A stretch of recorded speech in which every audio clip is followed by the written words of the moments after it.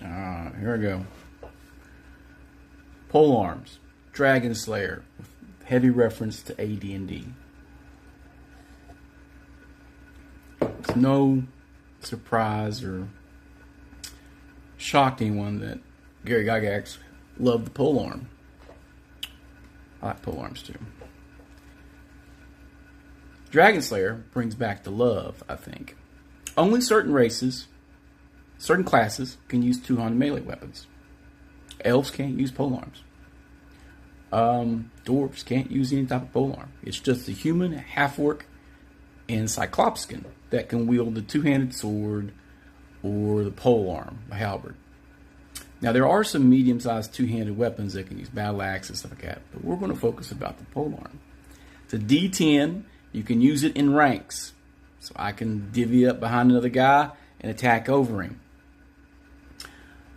Often not thought about from AD&D was the weapon with the greater length when closing struck first, period. So if I had a polearm and you advance toward me, even though you won initiative, I strike first.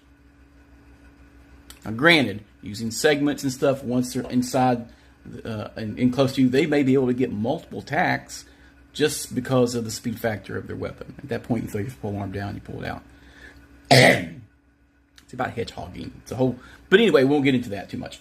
So my stats I rolled for Dragonslayer for a game I'm going to be a player. I didn't get a 15, so I didn't want to play a wizard. I hadn't really thought about playing a wizard or a magic user thief and taking all the negatives with the magic user thief and being kind of a real true support character. Pick locks, sneak around, cast some spells. Not engaging in combat.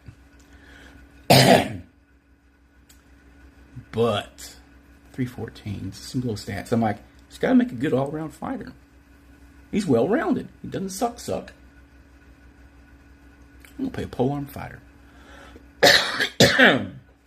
Now, for that reference on the AD&D polearm, page 65 of the DMG. Okay, read it yourself, make your own interpretations. You can also set for charge.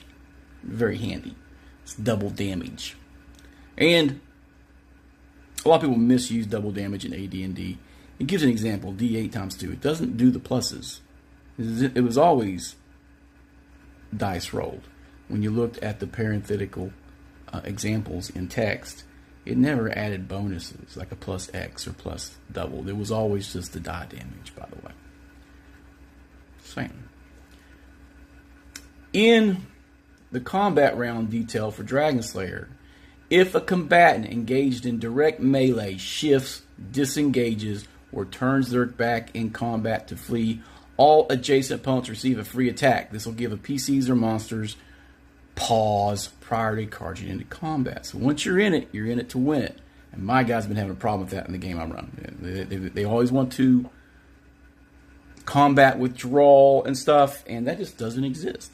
Once you're in combat, you're in it. Right? That shifting.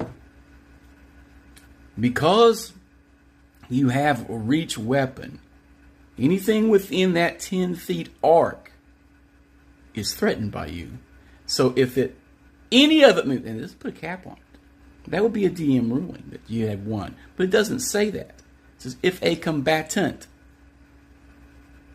So anybody if they all break and I got 4 front and I'm behind Tom the Fighter with my polearm, that 4 front flees. Tom gets to swing at each one he can reach.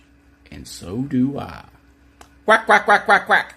You could literally just go berserk. And with the cleaving rules, anytime you drop someone, you get X number of extra attacks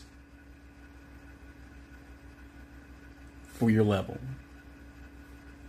Vicious. So you should be watching out when there's a bunch of orcs with pole arms because you're going to get screwed. That's neat. Also, the fact you can set it for charge. It has slashing and piercing. It's a very versatile weapon. And since changing weapons is a free action, that is a little metagamey. But there's a reason pole armors or gala glasses had things like darts and daggers. You dropped that thing when they got on top of you, and you did other stuff. So I'm debating about the patterness on a gallo glass, carrying some darts with a little 45-foot range, throwing darts, and then when they get close, pokey with the polearm, and then just having a dagger. The most common magical weapon in the game is a dagger. So it'd be easy to get a magical dagger at low level and rely on the polearm and be a support fighter. You would also could position yourself with that reach weapon if you swing right out of combat and thereby create an opportunity to create a flanking effect for multiple opponents for your party. That support is +1 to hit and damage in this game. Or is it +2 to hit? I'd have to double check. Particulars, okay. Just thought I'd throw it out there. I've tried polearm fighters over the years in every edition. 3E was probably the most dangerous, but that was really a min-max system. So, min-maxing polearms for trips and attacks opportunity was ridiculous. But where it's really open to interpretation in Dragonslayer and being based on AD&D's interpretations, it's pretty awesome. I'm hoping there's another fighter that I can pair up with and we can hedgehog stuff. Yeah, that's my plan. And if I hire hirelings, they're all going to have pikes and polearms. We're going to make a wall of stab. A wall of stab. I need to name my dude. Wally Stab.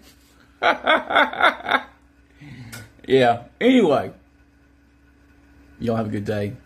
Game well, game often. Be your best self. Later.